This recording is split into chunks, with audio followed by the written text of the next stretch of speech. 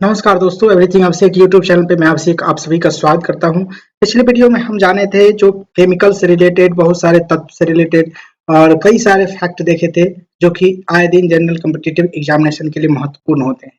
आज फिर से उसी वीडियो का नेक्स्ट वीडियो आपके सामने लेकर के आया हूँ। आज फिर से हम जानेंगे उसी तरीके के कॉन्सेप्ट के बारे में, उसी तरीके के तथ्य के बारे में जो कि केमिस्ट्री से रिलेटेड है और आए दिन एग्जामिनेशन में भर भर के पूछे जा रहे हैं। आइए जानते हैं कि कौन-कौन से जो तथ्य हैं वो जानने के लिए ज़रूरत हो जाती है किसी भी एग्जामिनेशन के लिए।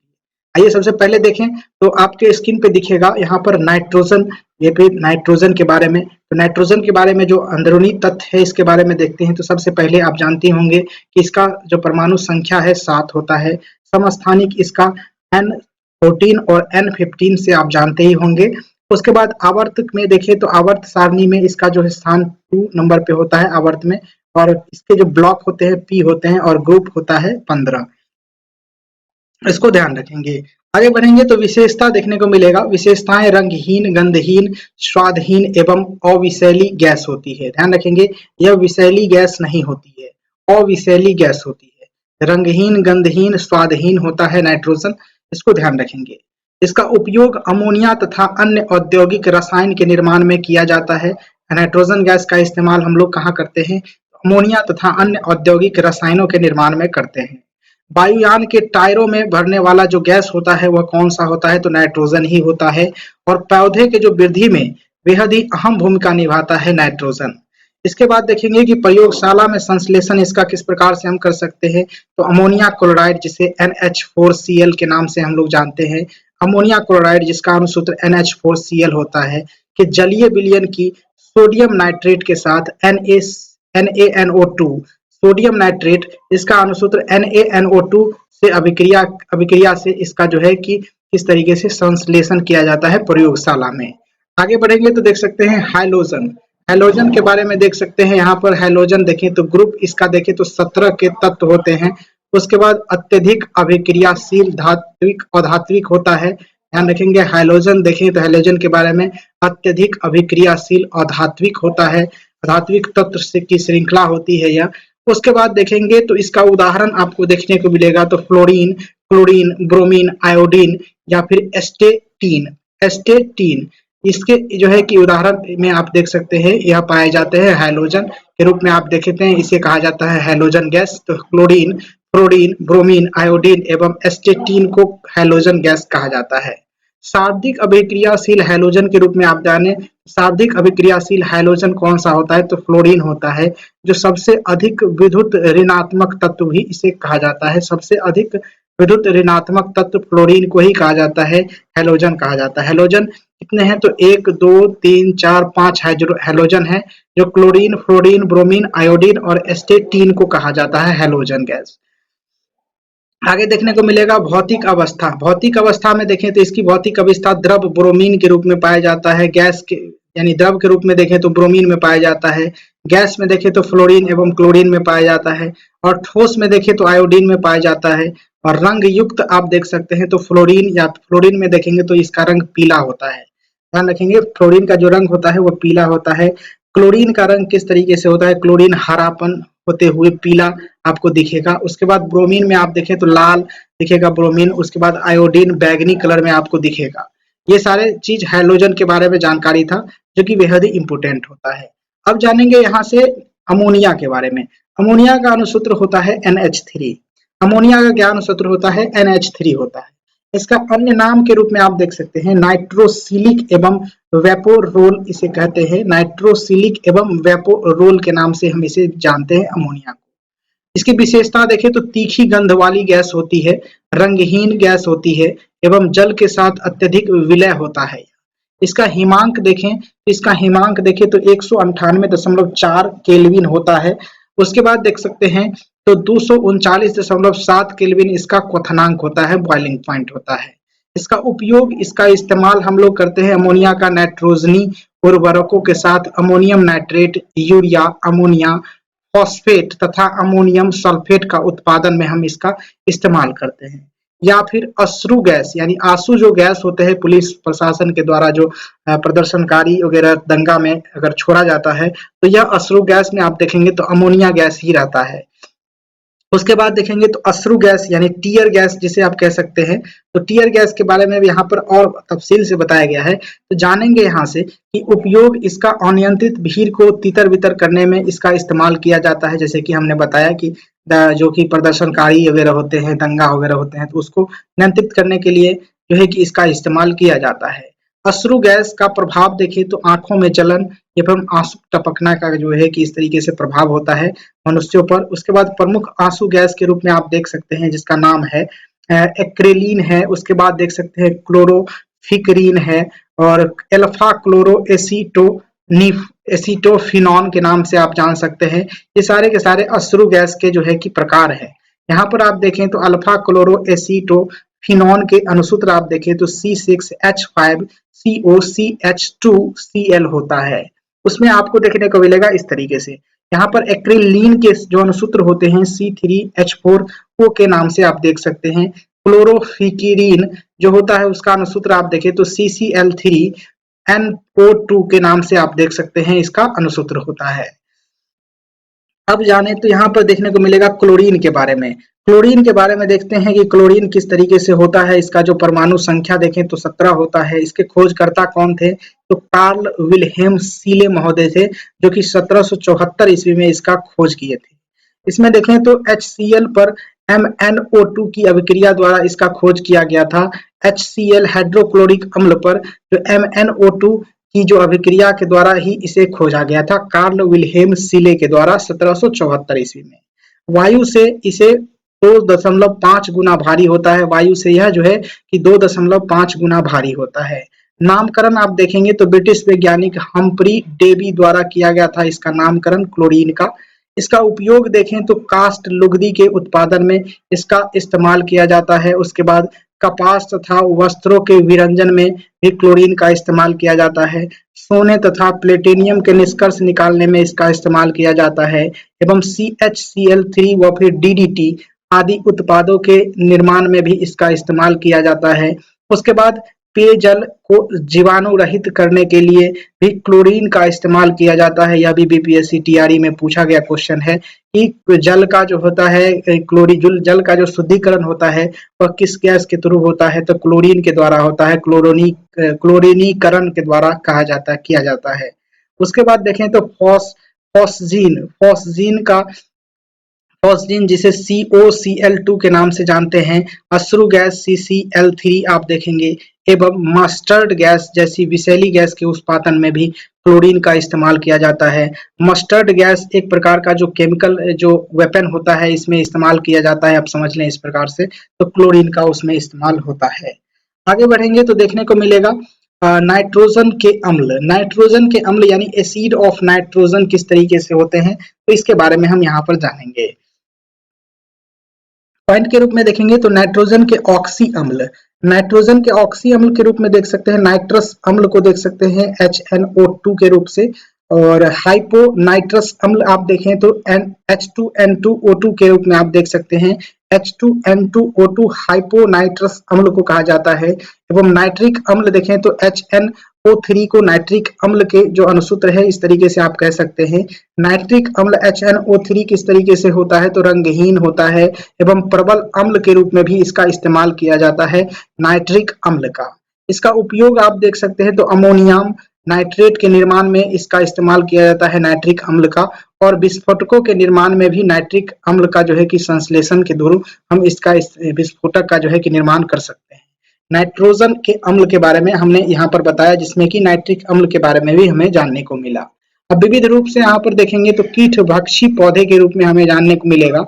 तो कीटभक्षी पौधे के रूप में आप जान सकते हैं कि अवस्थिति इसका आप देखेंगे तो यह कहाँ पाया जाता है, तो ऐसी भूमि में पाया जाता है जहाँ पर नाइट्रोजन की कमी होती है, यानी कि नाइट्रोजन कम मात्रा में होता है। जैसे कि दार्जिलिंग में, नैनीताल व फिर कश्मीर आदि में आपको इस तरीके के कीटभक्षी पौधे देखने के मिलेंगे। यहाँ पर कीटभक्षी के कारण आप देखेंगे, कीटभक्षण का जो कारण किस तरीके से होता है, क्यों ये कीटभक्षण करता है, तो यहाँ पर देखेंगे ये अपने भोजन के लिए ही करता होगा। तो यहाँ पर देखें तो वृद्धि हेतु आवश्यक नाइट्रोजन की प्राप्ति के लिए कीटों को मारकर उनके शरीर से नाइट्रोजन प्राप्त करने की जो काम यह करता है, जिसके कारण यह कीट को खाना पड़ता है। जहाँ पर नाइट्रोजन नहीं रहता है भूमि में, तो उससे उसे कीटों को मार करके उसके शरीर से नाइट्रोजन प्राप्त कर लेता है यह पौधा, कीट पौधे।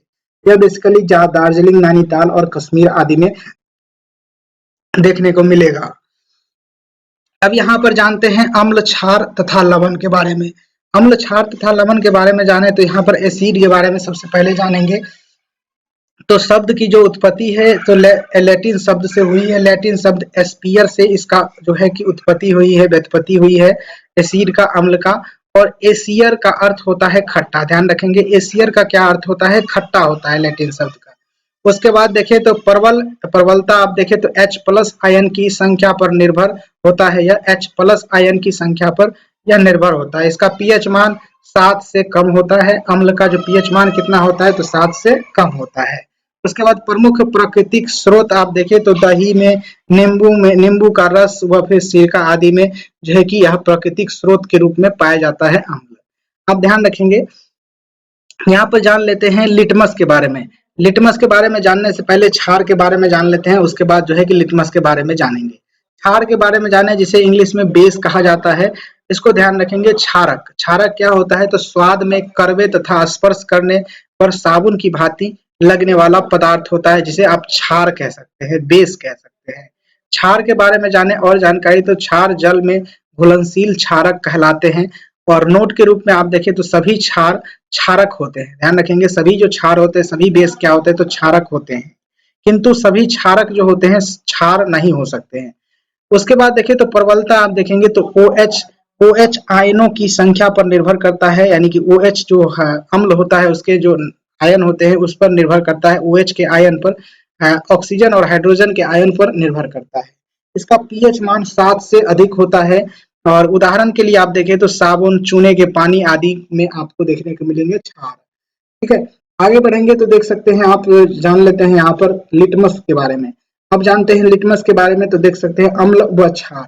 अब अम्ल और क्षार में किस तरीके से हम पहचान कर सकते हैं तो इसके लिए हमें लिटमस की आवश्यकता होती है।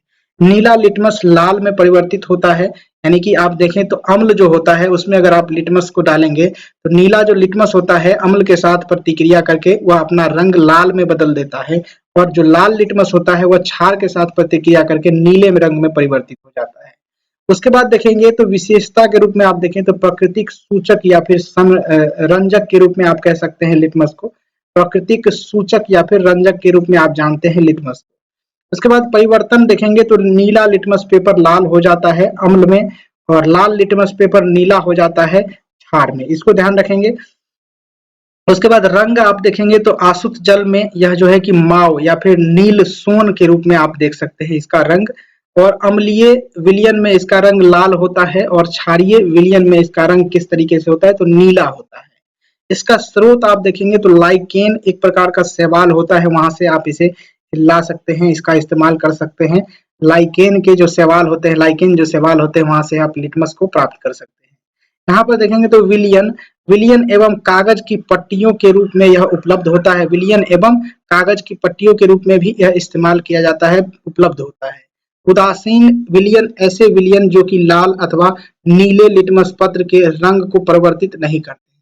उदासीन विलियन जो होते हैं वह नीले अथवा लाल जो लिटमस पत्र होते हैं उसमें कोई भी रंग का जो है कि परिवर्तन देखने को नहीं मिलता है। आगे जानेंगे तो जो कि बेहद ही इंपॉर्टेंट होगा, तो यहाँ पर देखते हैं कि अम्लीय प्राकृतिक स्रोत किस तरीके से होते हैं। अम्ल का जो है कि प्राकृतिक स्रोत कहाँ-कहाँ से हो सकते हैं। तो अम्ल का नाम यहाँ पर दिया गया है कि एसिटिक अम्ल देखेंगे तो सिरका में एसिटिक अम्ल पाया जाता है। चींटी के डंक में आप देखेंगे तो फॉर्मिक अम्ल या फिर मेथेनोइक अम्ल पाया जाता है चींटी के डंक में। उसके बाद नींबू कुल के जितने भी सारे साइट्रस फैमिली के जितने भी सारे फल होते हैं उसमें आप देखेंगे तो साइट्रिक अम्ल पाया जाता है। हालांकि नींबू कुल या फिर नींबू में भी साइट्रिक अम्ल पाए जाते हैं। दही में कौन सा अम्ल पाया जाता है तो लैक्टिक अम्ल पाया जाता है। और पालक तथा टमाटर में आप देखेंगे तो ऑक्जेलिक अम्ल पाया जाता है। यह भी बीपीएससी टीआरई 3 में पूछा गया क्वेश्चन है। ऑक्जेलिक अम्ल पाया जाता है पालक में, टमाटर में। ये टमाटर से रिलेटेड करके पूछा गया था क्वेश्चन। और यहाँ पर देखेंगे तो ऑक्जेलिक अम्ल पाए जाते हैं। आंवला या फिर साइट्रस फल में आप देखेंगे, आंवला या फिर साइट्रस फल में एस्कॉर्बिक अम्ल पाए जाते हैं। इमली, अंगूर या फिर कच्चे आम या फिर केला, सेब में आप देखेंगे तो टार्टरिक अम्ल पाया जाता है। ध्यान रखेंगे, केला में विटामिन सी भी पाया जाता है, इसको आप ध्यान रखेंगे। तो इमली, अंगूर, कच्चे आम, केला, सेब में कौन सा अम्ल पाया जाता है? तो टार्टरिक अम्ल पाए जाते हैं। अब जानेंगे कि क्षार के स्रोत, क्षारीय स्रोत क्या क्या हो सकते हैं। क्षार के स्रोत आप देखेंगे तो चूने की पानी में कौन सा क्षार पाया जाता है? तो कैल्शियम हाइड्रोक्साइड क्षार पाए जाते हैं। खिड़की खिड़की का जो कांच साफ करने के लिए जो प्रयुक्त मार्जक होते हैं, जैसे कोलिन वगैरह आप जानते होंगे, तो ये इसमें जो है कि कौन सा क्षार पाया जाता है? तो अमोनियम डाई हाइड्रोक्साइड पाए जाते हैं। अमोनियम डाई हाइड्रोक्साइड कांच के खिड़की को साफ करने में जो कॉलिन का हम लोग इस्तेमाल करते हैं उसमें पाए जाते हैं। यहाँ पर देखेंगे तो साबुन में आप देखें तो सोडियम हाइड्रोक्साइड पाए जाते हैं। और मिल्क ऑफ मैग्नीशियम में देखेंगे तो मिल्क ऑफ मैग्नीशियम में मैग्नीशियम हाइड्रोक्साइड पाए जाते हैं। उसके बाद देखेंगे तो यहाँ पर साबुन में आपको देखने को मिलेगा पोटासियम हाइड्रोक्साइड के रूप में जो क्षार होते हैं वह पाए जाते हैं।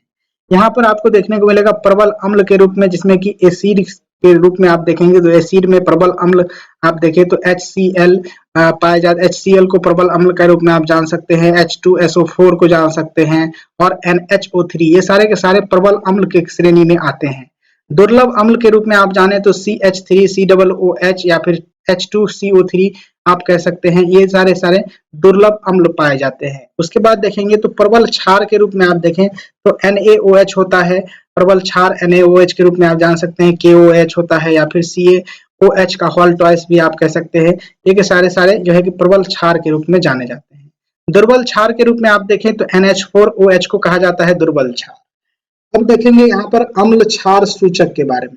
अम्ल क्षार सूचक के बारे में देखें तो यहाँ पर देखेंगे तो यहाँ पर बताया गया कि सूचक के नाम बताया गया है, उसके बाद अम्ल के साथ रंग में कैसा परिवर्तन होता है, उसके बाद क्षार के साथ रंग में किस प्रकार से परिवर्तन होता है तो देखने को मिलेगा। यहाँ पर नीला जो लिटमस पत्र होता है, नीला लिटमस विलियन जो होता है, उसमें देखेंगे तो अम्ल के साथ यह जो है कि लाल रंग में परिवर्तित हो जाता है और क्षार के साथ जो है कि रंग में कोई परिवर्तन ही नहीं होता है।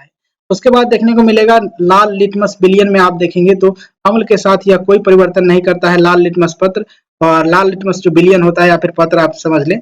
क्षार में आप देखेंगे तो नीले रंग में यह परिवर्तित हो जाता है, यानी कि लाल लिटमस पत्र क्षार के साथ नीले रंग में परिवर्तित हो जाता है। हल्दी को देखेंगे तो हल्दी जो है कि अम्ल के साथ कोई परिवर्तन नहीं करता है और देखेंगे तो क्षार जो है कि लाल रंग में परिवर्तित हो जाता है। मिथाइल ऑरेंज आप देखेंगे तो मिथाइल ऑरेंज जो होता है वह लाल रंग में परिवर्तित हो जाता है अम्ल के साथ, और जो होता है क्षार में आप देखेंगे तो पीले रंग में यह परिवर्तित हो जाता है। उसके बाद है देखें तो फेनोप्थलीन को देखें तो फेनोप्थलीन में जो है अम्ल मिलाएंगे या फिर अम्ल के साथ इसे जो है कि मिलाएंगे या फिर प्रतिक्रिया करवाएंगे, यह जो है कि कोई परिवर्तन नहीं होगा और जो है क्षार में आप देखेंगे तो यह गुलाबी रंग में परिवर्तित हो जाएगा। आगे बढ़ेंगे तो इसमें देखेंगे उदासीनीकरण अभिक्रिया के बारे में। उदासीनीकरण अभिक्रिया क्या होता है? यह भी PSC TRE में पूछा गया था भाई साहब, यह इंपॉर्टेंट है, देख सकते हैं। उदासीनीकरण अभिक्रिया जिसे न्यूट्रलाइजेशन रिएक्शन भी आप कह सकते हैं। परिभाषा के रूप में आप देखें तो किसी अम्ल और क्षारक के बीच होने वाली अभिक्रिया को ही कहा जाता है उदासीनीकरण अभिक्रिया। यह भी क्वेश्चन हमारा गलत हो गया था, इसको आप ध्यान रखेंगे। किसी भी अम्ल और क्षारक के बीच होने वाली जो अभिक्रिया होती है वह उदासीनीकरण अभिक्रिया न्यूट्रलाइजेशन रिएक्शन के रूप में हम लोग जानते हैं। रासायनिक अभिक्रिया के रूप में आप देख सकते हैं अम्ल क्षार लवण जल तथा उष्मा का उत्पादन करता है। अम्ल और क्षार को जब आप मिलाएंगे तो लवण तथा जल के साथ उष्मा का भी उत्पादन करेगा। उसके बाद उत्पाद आप देख सकते हैं, मैंने बता ही दिया, जल लवण और उष्मा का उत्पादन करता है। उसके बाद देखें तो लवण के प्रकार आपको देखने को मिलेगा, जिसमें उदासीन लवण के रूप में आप जानेंगे तो प्रबल अम्ल के रूप में देख सकते हैं। प्रबल अम्ल और प्रबल क्षार को जब आप मिलाते हैं तो उदासीन लवण जो है कि मिलता है, लवण के प्रकार के रूप में आप जान सकते हैं इसे। इसका pH मान कितना होता है? तो 7 हो जाता है। उदाहरण के रूप में आप देख सकते हैं NaCl या फिर CaSO4 आप देख सकते हैं उदाहरण के तौर पे लवण को। लवण का जो है कि एक प्रकार से आप देखते हैं नमकीन जो होता है जिसका स्वाद उसको लवण आप कह सकते हैं, जिसमें कि NaCl या फिर CaSO4 को कहते हैं।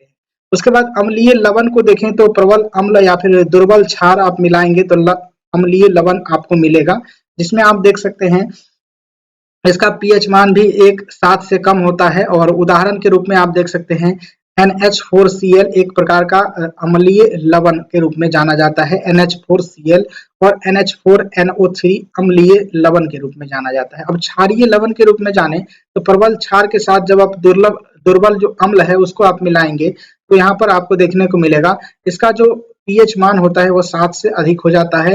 एवं उदाहरण के तौर पे आप देखेंगे तो CaCO3 और CH3COO Na के रूप में आप कह सकते हैं इसे क्षारीय लवण के रूप में।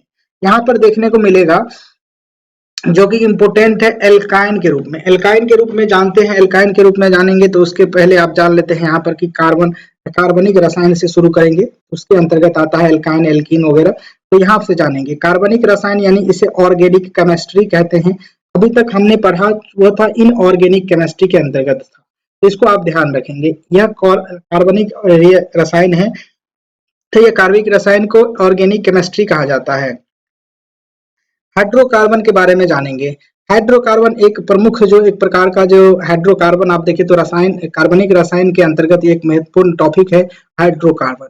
उसी के अंतर्गत बहुत सारे प्रश्न बनते हैं। सबसे पहले देखें तो इसकी विशेषता देखने को मिलेगा हाइड्रोकार्बन की, तो कार्बन तथा हाइड्रोजन के यौगिक होते हैं। यह हाइड्रोकार्बन किसे कहते हैं तो कार्बन एवं हाइड्रोजन के यौगिक को हाइड्रोकार्बन कहा जाता है।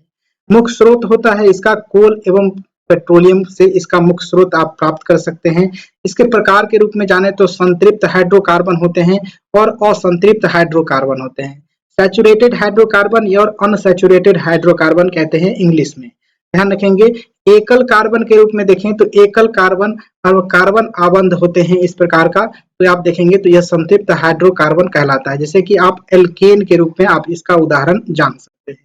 और असंतृप्त हाइड्रोकार्बन देखें तो इसमें बहुल कार्बन होते हैं, यानी बहुत सारे कार्बन के साथ कार्बन आबंध के साथ होते हैं। तो आप देखेंगे तो इसमें जो बहुत सारे कार्बन जब होते हैं किसी भी हाइड्रोकार्बन में तो वह असंतृप्त हाइड्रोकार्बन के नाम से जाना जाता है। उदाहरण के रूप में आप देखें तो एल्कीन तथा एल्काइन जो होता है असंतृप्त हाइड्रोकार्बन के नाम से जाना जाता है। अब देखेंगे तो चक्रीय हाइड्रोकार्बन। चक्रीय हाइड्रोकार्बन किस प्रकार से होता है तो कार्बन परमाणुओं के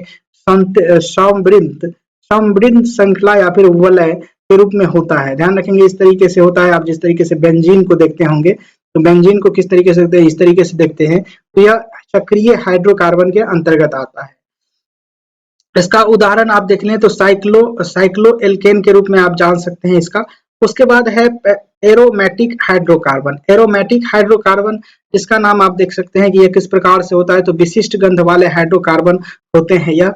और उदाहरण के रूप में आप देख सकते हैं बेंजीन, टाइलुइन, उसके बाद नेफ्थलीन आदि जो होते हैं यह एरोमेटिक हाइड्रोकार्बन के रूप में आप इसे जान सकते हैं। उपयोग आप देखें तो बहुलकों के निर्माण में, पेट में विलायक के रूप में एवं रंजकों के निर्माण में एवं औषधि के निर्माण में इसका इस्तेमाल किया जाता है। ध्यान रखेंगे बहुलक के निर्माण में, पेट में जो है कि विलायक के रूप में, रंजकों के निर्माण में एवं औषधि के निर्माण में एरोमेटिक हाइड्रोकार्बन का इस्तेमाल किया जाता है। ध्यान रखेंगे। आगे बढ़ेंगे तो महत्वपूर्ण जो तथ्य है इसको जान लेते हैं, उसके बाद हम आगे बढ़ेंगे। तो साधारण नमक के बारे में पूछा जा रहा है कि साधारण नमक किसे कहा जाता है, सोडियम क्लोराइड को। इसका अनुसूत्र आप देखेंगे साधारण नमक का NaCl होता है। एंटासीड के बारे में जाने तो एंटासीड होता है, क्या होता है तो भस्म होता है, बेस होता है। उसके बाद देखेंगे तो एक्वारेजिया किससे बनता है, एक्वारेजिया बनता है कहाँ पर तो नाइट्रिक अम्ल तथा हाइड्रोक्लोरिक अम्ल से इसका निर्माण होता है एक्वारेजिया का। उसके बाद देखेंगे आयोडीकृत लवण में रहता है, कौन चीज रहता है आयोडीकृत लवण में तो पोटासियम आयोडाइज रहता है आयोडीकृत लवण में। उसके बाद देखने को मिलेगा चूना के पानी में CO2 प्रवाहित करने पर उसका रंग कैसा हो जाता है तो दूधिया हो जाता है। यह भी इंपॉर्टेंट है, कई बार एग्जामिनेशन में रिपीट किया गया है। उसके बाद है नीला थोथा। इससे रिलेटेड क्वेश्चन भी PSC TRE में पूछा गया था। नीला थोथा का जो रासायनिक रूप होता है वह क्या होता है तो नीला थोथा का रासायनिक अनुसूत्र आप देखेंगे तो CuSO4 5H2O, यानी CuSO4 के साथ 5H2O 5 के जल के जो अणु होते हैं वह मिलता है तो आपको नीला थोथा मिलता है। ध्यान रखेंगे। अब आगे बढ़ेंगे तो हाइड्रोकार्बन के जो प्रकार हमने पढ़ा उसके अंतर्गत जो पॉइंट आते हैं उसको आपको देखने को मिलेगा यहाँ से, जिसमें आप जानेंगे एल्केन के बारे में। एल्केन के बारे में जाने तो कार्बन जो कार्बन कार्बन का एक समूह होता है इस प्रकार से, और एकल आबंध संतृप्त विवृत श्रृंखला वाले हाइड्रोकार्बन यह होते हैं। यह एकल आयुध आबंध युक्त होते हैं, यानी एकल बॉन्ड वाले कार्बन होते हैं इसमें। सामान्य तौर पर देखें तो सरलतम एल्केन के बारे में जाने तो सरलतम एल्केन इसका CH4 होता है। इसका आप देखें तो स्ट्रक्चरल फार्मूला आपको मैं बताते चलूं तो इस तरीके से होता है। अगर आप साइंस से पढ़े होंगे तो इस तरीके से आपको देखने को मिले होंगे, और देख सकते हैं ये जो मेथेन का स्ट्रक्चरल फार्मूला है, ध्यान रखेंगे। आगे बढ़ेंगे तो देख सकते हैं अन्य नाम इसका होता है पैराफीन। ध्यान रखेंगे पैराफीन इसका जो होता है क्या होता है, तो पैराफीन होता है इसका अन्य नाम एल्केन का, जिसे मेथेन के नाम से आप जानते हैं उसको अन्य नाम के रूप में आप जान सकते हैं, पैराफीन कह सकते हैं, या फिर एल्केन का पैराफीन। एल्केन का जो अन्य नाम होता है पैराफीन होता है। पैरम यानी कम, और एफीन मतलब क्रियाशील, कम क्रियाशील होता है यह। उसके बाद गुणधर्म इसका क्या होता है, तो अध्रुवीय यौगिक होता है। अध्रुवीय यौगिक होता है इसका गुणधर्म। अगला गुणधर्म के रूप में जाने तो यानी दुर्लभ वान डेर वाल्स बल के आबंध होते हैं। दुर्लभ वान डेर वाल्स बल के आबद्ध होते हैं। उसके बाद भौतिक अवस्था के रूप में आप देखें तो C1 से लेकर के C4 तक गैस होता है। यह C1 से लेकर के C4 तक यह किस प्रकार से होता है, तो गैस की अवस्था में पाए जाते हैं। उसके बाद C5 से लेकर के C17 तक, जिसमें कि C5 मतलब कार्बन के 5 अणु और कार्बन के 17 अणु, 5 अणु से लेकर के 17 अणु तक के आप देखेंगे तो यह द्रव अवस्था में पाए जाते हैं। एवं C18 या उससे अधिक जो होते हैं तो यह ठोस अवस्था में पाए जाते हैं। ध्यान रखेंगे अम्ल क्षारक ऑक्सीकारक एवं अपचायी पदार्थों के प्रति एल्केन समांतर निष्क्रिय होता है। अम्ल क्षारक ऑक्सीकारक एवं अपचायक जितने भी सारे पदार्थ होंगे इसके प्रति जो होता है एल्केन क्या होता है, तो निष्क्रिय गैस होता है। आगे बढ़ेंगे तो एल्कीन के बारे में देखेंगे। एल्कीन के बारे में जाने तो इसका परिभाषा देख सकते हैं, एलिफेटिक और संतृप्त हाइड्रोकार्बन के रूप में आप इसे जानते हैं, जिनमें एक कार्बन और कार्बन एक युग्म से जुड़ा रहता है। इस तरीके से यहाँ पर देखेंगे सी के साथ कार्बन के साथ 2 बॉन्ड रहता है, युग्म बंध रहता है, यानी डबल बॉन्ड रहता है। उसके बाद इसके साथ जो है कि सिंगल बॉन्ड इस तरीके से रहता है। यहाँ पर आप देखते हैं तो यहाँ पर इस तरीके से आप देख सकते हैं, इस तरीके से इसका सूत्र हो सकता है। यानी कि इसका अन्य नाम के रूप में आप जाने तो ओलिफिन आप इसका अन्य नाम जान सकते हैं। एल्कीन का अन्य नाम ओलिफिन के नाम से जाना जाता है। इसका सामान्य सूत्र आप देखें तो CnH2n के नाम से आप देख सकते हैं, CnH2n से इसका सामान्य सूत्र होता है। कई बार सामान्य सूत्र भी पूछा जा सकता है डायरेक्ट टू डायरेक्ट। सरलतम एल्कीन आप देखेंगे तो C2H4 होता है, और प्रमुख एल्कीन के बारे में देखें तो प्रमुख एल्कीन होता है C2H4 जो एथिलीन के नाम से जाना जाता है, और C3H6 प्रोपिलीन के नाम से जाना जाता है। उसके बाद है नेक्स्ट है एथिलीन। एथिलीन के बारे में जाने, ये था एल्कीन था, उसके बाद था एथिलीन। एथिलीन के बारे में जाने तो रासायनिक सूत्र क्या होता है इसका, तो C2H4 होता है। इसका संश्लेषण आप देख सकते हैं यहाँ पर C2H5OH को हीट अगर आप देते हैं H2SO4 की उपस्थिति में तो यह निर्माण कर देता है आपके लिए C2H4 का, और जल का उत्पादन कर देता है। यहाँ पर देखेंगे तो यह एथिल एल्कोहल का अणुसूत्र है। ध्यान रखेंगे एथिल एल्कोहल का अणुसूत्र C2H5OH के रूप में आप देख सकते हैं। गुण इसके देखें तो रंगहीन होता है, मीठी गंध वाला होता है, एवं जल में अल्प विलय होता है। सूंघने पर बेहोशी हो जाएगा, इसको मत सूंघिएगा।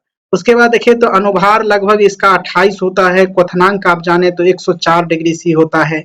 और प्रमुख उपयोग के बारे में जाने तो यह इसका उपयोग प्रमुख रूप से देखेंगे तो फलों को कृत्रिम विधि से पकाने में आपको इसका इस्तेमाल आप कर सकते हैं। उसके बाद निषेचक यानी एंटी एनेस्थीसिया यानी कि निषेचक यानी एनेस्थीसिया के रूप में भी इसका इस्तेमाल बेहोश करने के लिए करते हैं। और उसका बाद देखें तो उसके बाद आपको देखने को मिलेगा पॉलीथीन के निर्माण में इसका इस्तेमाल कर सकते हैं। मस्टर्ड गैस जो कि एक प्रकार का केमिकल वेपन होता है, उसके निर्माण में एथिलीन का इस्तेमाल किया जाता है।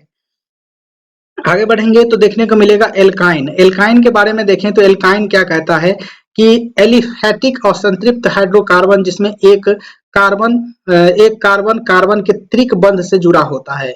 यानी कि ट्रिपल बॉन्ड से जुड़ा होता है। इस प्रकार से यहाँ पर देख सकते हैं सी के साथ ये ट्रिपल बॉन्ड होता है, उसके बाद सिंगल बॉन्ड के साथ इस तरीके से जुड़ा होता है। तो इसका सामान्य सूत्र आप देखेंगे तो CnH2n-2 होता है, CnH2n-2 होता है। इस तरीके से होता है, इसका सामान्य सूत्र होता है। सरलतम एल्काइन के बारे में जाने तो एथाइन होता है। एथाइन इसका जो सरलतम जो एल्काइन है, सरलतम एल्काइन आप देख सकते हैं इस तरीके से होता है, ध्यान रखेंगे। आगे बढ़ेंगे और जानकारी हासिल करेंगे एसिटिलीन के बारे में। एसिटिलीन के बारे में जाने तो इसमें देखें तो इसका संश्लेषण हम किस तरीके से इसका संश्लेषण कर सकते हैं, प्राप्त कैसे कर सकते हैं। तो Ca2 के साथ 2 अणु जल का मिलाएंगे तो हमें HC और CH यानी कि एसिटिलीन मिलेगा, जिसका देख सकते हैं। और उसके बाद जो है कि CaOH का होल ट्वाइस भी प्राप्त हो जाएगा। यह इसका जो गुण आप देखेंगे तो रंगहीन गंधहीन होता है और जल में यह अल्प विलय होता है। वायु से हल्की गैस होती है। संपीड़ित एसिटिलीन भयंकर विस्फोट में इसका जो है कि भयंकर विस्फोट होता है। संपीड़ित एसिटिलीन आप करेंगे, संपीड़ित करेंगे जब एसिटिलीन को, इससे भयंकर विस्फोट हो जाता है। उपयोग के बारे में देखें तो कार्बन लैंपो कार्बाइड के जो लैंप होते हैं, लैंप में प्रदीपक गैस के रूप में इसका हम इस्तेमाल करते हैं। कार्बाइड लैंप में प्रदीपक गैस के रूप में हम इसका इस्तेमाल करते हैं। और ऑक्सी एसिटिलीन ब्लो पाइप में धातुओं के वेल्डिंग व फिर काटने में इसका इस्तेमाल किया जाता है। यानी कि इस तरीके से धातु को जो वेल्डिंग वाला जो पाइप होता है उसको काटने में या फिर वेल्डिंग करने में ऑक्सी एसिटिलीन के जो गैस होते हैं इसका हम इस्तेमाल करते हैं। बेंजीन के बारे में जानते हैं। बेंजीन के जो खोजकर्ता थे वो माइकल फेराडे के द्वारा खोजा गया था 1825 ईस्वी में।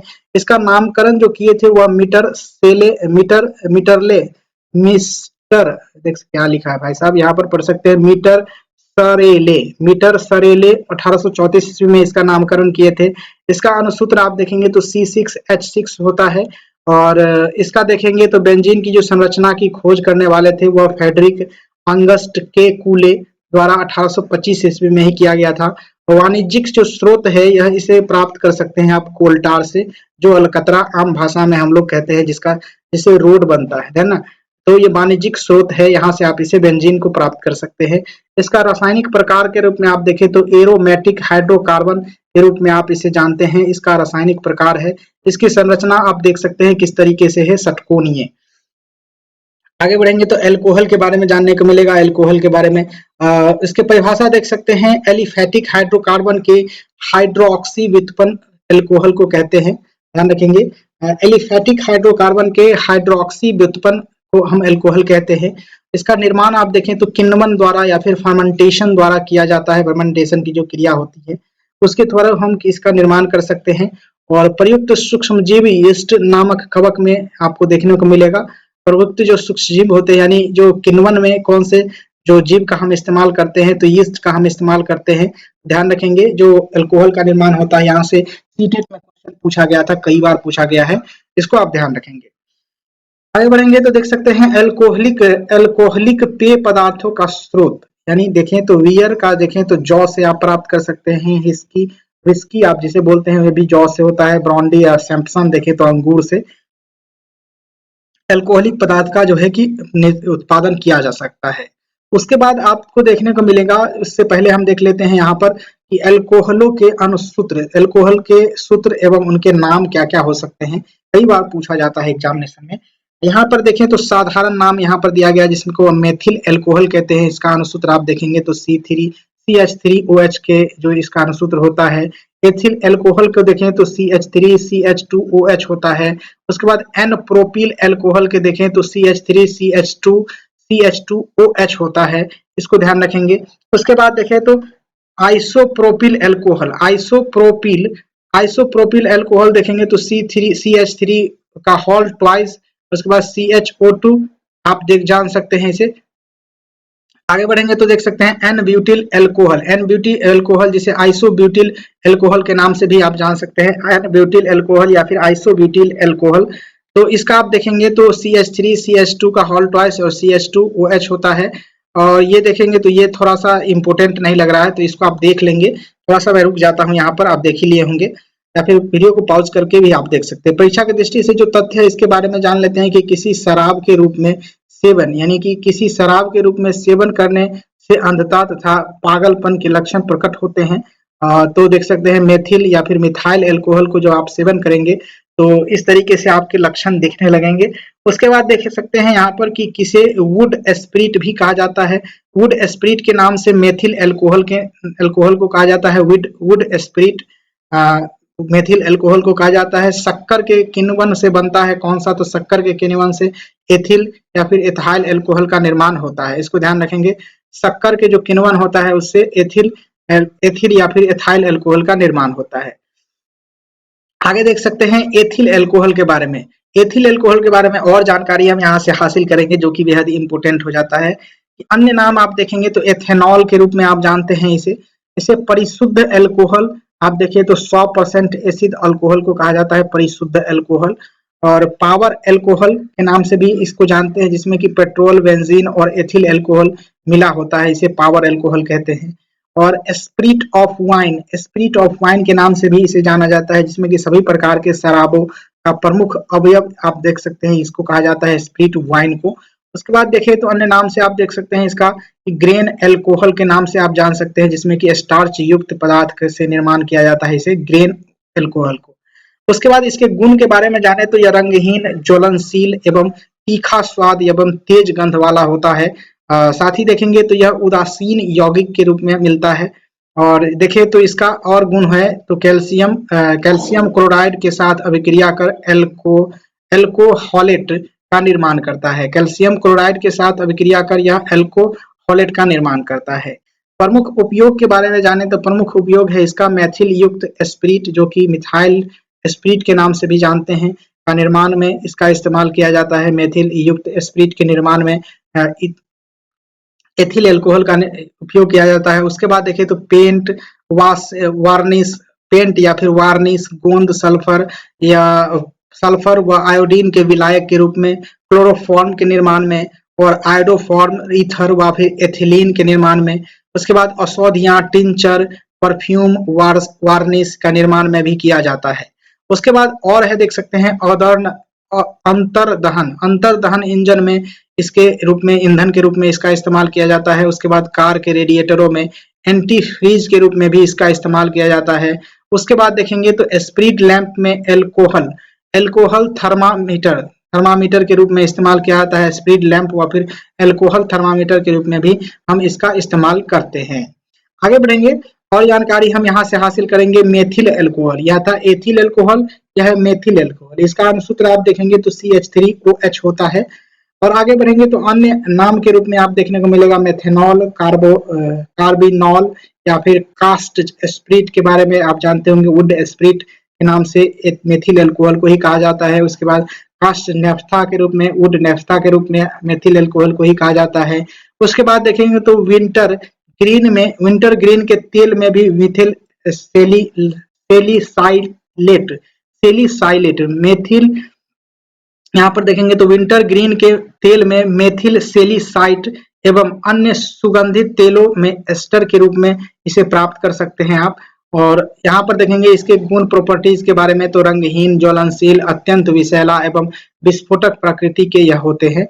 इसके उपयोग के बारे में जाने तो पेंट करने में, वार्निश, चमड़ा आदि को जो है कि घोलने हेतु विलायक के रूप में इसका इस्तेमाल किया जाता है। उसके बाद देखें तो मेथिल अल्कोहल का उपयोग हम पेट्रोल के साथ मिश्रित कर ईंधन के रूप में भी करते हैं और रंजक यानी डाई करने में, किसी भी कपड़े पे डाई करने में मेथिल अल्कोहल का इस्तेमाल हम लोग करते हैं, जिसे इत्र एवं औषधि के निर्माण में भी करते हैं। उसके बाद देखेंगे तो पीने योग्य एथिल अल्कोहल को विकृतीकरण यानी डीनेचुरेशन में भी इसका इस्तेमाल करते हैं पीने योग्य एथिल अल्कोहल में। उसके बाद देखें तो रेडिएटर में एंटी फ्रीज के रूप में भी इसका हम इस्तेमाल करते हैं। आगे बढ़ेंगे तो देखेंगे बहुलक जो पॉलीमर इसे इंग्लिश में कहा जाता है। इसके परिभाषा आप देख सकते हैं कि छोटे छोटे सरल अणुओं को संजोग करके, जोड़ करके बना जो उच्च अनुभार वाला बृहत अणु होता है उसे हम बहुलक कहते हैं। ध्यान रखेंगे। इसका निर्माण आप देखें तो निर्माण की जो प्रक्रिया होती है किस प्रकार से होता है, तो इसका निर्माण बहुलीकरण के द्वारा होता है, जिसमें बड़ी संख्या में सरल अणु एक दूसरे के साथ संजोग करके उच्च भार वाले बृहत अणु बनाते हैं। तो यह एक प्रकार का बहुलीकरण की प्रक्रिया को कहलाता है। इस प्रक्रिया में आप देखें तो ये बहुलक के जो प्रकार है वह बताया गया है। बहुलक के प्रकार आप देखें तो सबसे पहले आप पॉलीथीन को आप देख सकते हैं, इसके थ्रू आप जान सकते हैं। प्राकृतिक बहुलक होता है, उसके बाद अर्ध संश्लेषित बहुलक होता है और संश्लेषित बहुलक होता है। ये 3 प्रकार से होते हैं। तो 3 प्रकार में आप देखेंगे तो प्राकृतिक बहुलक के रूप में पादपों एवं जंतुओं से प्राप्त होता है, उसे हम प्राकृतिक बहुलक कहते हैं। उदाहरण के लिए आप देखेंगे तो सेलुलोज, स्टार्च, रबर इस तरीके के जो होते हैं वह प्राकृतिक बहुलक के रूप में जाने जाते हैं। और जो है कि प्राकृतिक बहुलक के रूप में बताया गया नीचे, जो कि ऊन है, रेशम है, चमड़ा है, ये सारे के सारे प्राकृतिक बहुलक है। उसके बाद है अर्ध संश्लेषित बहुलक, देखें तो सेलुलोज से उत्पन्न होता है यह। इसका उदाहरण आप देखेंगे तो सेलुलोज एसीटेट या फिर रेयॉन के रूप में आप कह सकते हैं। सेलुलोज नाइट्रेट यह भी एक प्रकार का जो अर्ध संश्लेषित बहुलक के रूप में जानते हैं। यहाँ पर देखेंगे तो संश्लेषित बहुलक जिसे कृत्रिम बहुलक के रूप में आप जान सकते हैं, कह सकते हैं, जो कि मानव निर्मित बहुलक के रूप में आप जानते हैं। उदाहरण के रूप में देखें तो पॉलीथीन या फिर ब्यूना एस, इससे आप जानते हैं, जिसे नाइलोन भी कहते हैं। यहाँ पर देखेंगे तो उपयोग आप देखने को मिलेगा बहुलक का, तो क्या होता है उपयोग, तो देखेंगे प्लास्टिक उद्योग में, उसके बाद प्रत्यास्थ बहुलक के निर्माण में, रेशों के निर्माण में एवं पेंट एवं वार्निश उद्योग में भी इसका इस्तेमाल किया जाता है। यह सारे के सारे जो है कि बहुलक के प्रकार थे और बहुलक के मतलब जो है कि उदाहरण आपको देखने को मिले और कई सारे फैक्ट इस वीडियो में आपको जानने को मिले, जो कि बेहद ही इंपॉर्टेंट था सारे के सारे एग्जामिनेशन, किसी भी कॉम्पिटिटिव एग्जामिनेशन के लिए। नेक्स्ट वीडियो में हम इसके आगे वाले जो चैप्टर है या आगे वाले जो फैक्ट है उसको हम कवर करेंगे। फिलहाल इस वीडियो में यहाँ तक रखेंगे। वीडियो कैसा लगा इसके बारे में आप कमेंट बॉक्स में लिख करके बताइएगा और साथ ही साथ शेयर कर दीजिएगा दोस्तों के साथ। और जो है कि इस वीडियो को अगला एपिसोड, इस वीडियो का अगला एपिसोड देखने के लिए सब्सक्राइब करना मत भूलिएगा, साथ ही साथ बेल आइकन प्रेस कर लीजिएगा ताकि जैसे ही हम वीडियो अपलोड करें नया वीडियो आपको मिल सके, समय से मिल सके। Thank you for watching this video. जय हिंद, वंदे मातरम।